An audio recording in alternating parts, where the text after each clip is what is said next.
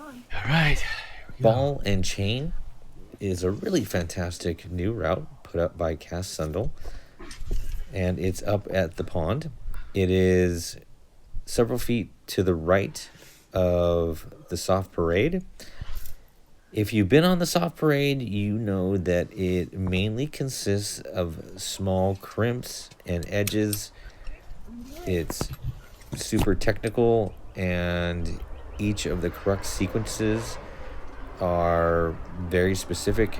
You might have a little bit different beta than other people through the first one down by the third bolt, but for the most part, a lot of people follow the same beta for the middle crux as well as the ending bulge.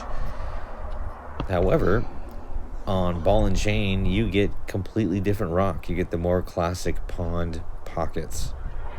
So it's really amazing that just within the space of, I don't know, maybe 6 to 10 feet, there's really, really drastic difference in the type of holds.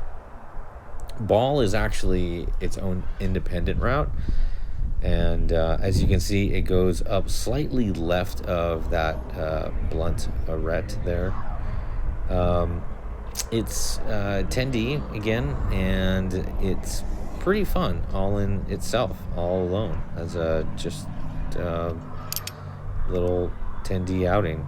It's a really fun little route. It's pretty sustained, and there are some of the classic pond false holds and false pockets that are basically no more than some little slopers that you really can't get much purchase on. But the standard situation, when you find a really good in-cut, maybe pockety horizontal, or just pocket with a little lip on it, they are pretty darn good. So if you want to just work this first section and get it really super dialed in, thinking that you might go for the chain, I say go for it. It's really super fun, and it'll give you a bit of an edge when you actually go for the chain, which is the 11CD section. It's I would say, unfortunately, from my experience, a little crispy.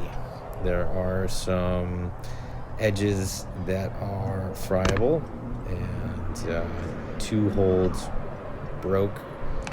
Not to the point where they completely ripped off, but the edge that comprised basically the crimp that I was on crumbled, and both times, of course, I took a fall. Once while I was pinpointing and stupidly trying to clip from a crimp I shouldn't have. It blew. I was already pulling some rope out, so it gave me an extra little length in the fall.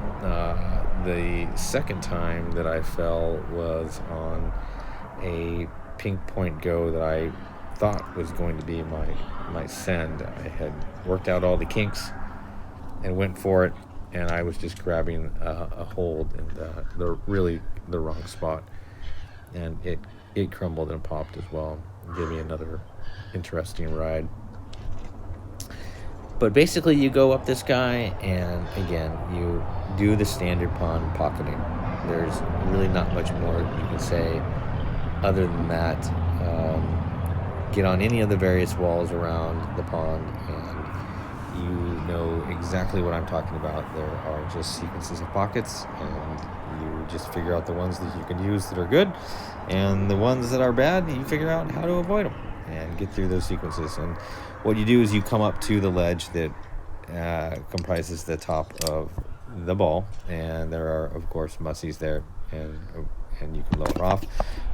But if you're going for the chain, what you'll do is you'll clip in a draw to those anchors. And what I like to do is obviously rest quite a bit at that big ledge, but then go up and clip the first bolt and then come back down, because from that first bolt to the second bolt, well, really the first, second, third off the ledge, of course, is that 11 CD crux. And so it is really condensed into a small area to go from 10D up to 11CD. It packs a punch. It's a little boulder problem, and it's super tricky. It does involve some 2-finger pockets, pretty hardcore but in-cut hold there right around the second bolt, and it's what you have to figure out how to grab in order to clip that second bolt. And it's also the same hold that allows me, when I step my right foot on it, to get my body sucked up into the wall so I can reach up really high and grab nearly nothing, essentially, allowing me to get my left foot up so I can finally stab my left hand over into this little small crescent-shaped crimp scoop thing, which allows for a bump, not a bump, but a kind of a lunge dead point into a really big diagonal pockety hole. And at that point, you can clip that last bolt, that third bolt that comprises the chain section of the route, and you're pretty much done and over. But it packs a wallop in that small amount of footage. So get on it, check it out, have a good time. Just be wary of potential friable holds. You'll figure out which ones are good, you'll figure out which ones are bad. Even had a foothold crumble on me while actually getting the final send here on this pink point. I'm hoping that eventually it cleans up entirely, but it is Queen Creek, and that's just the way it is.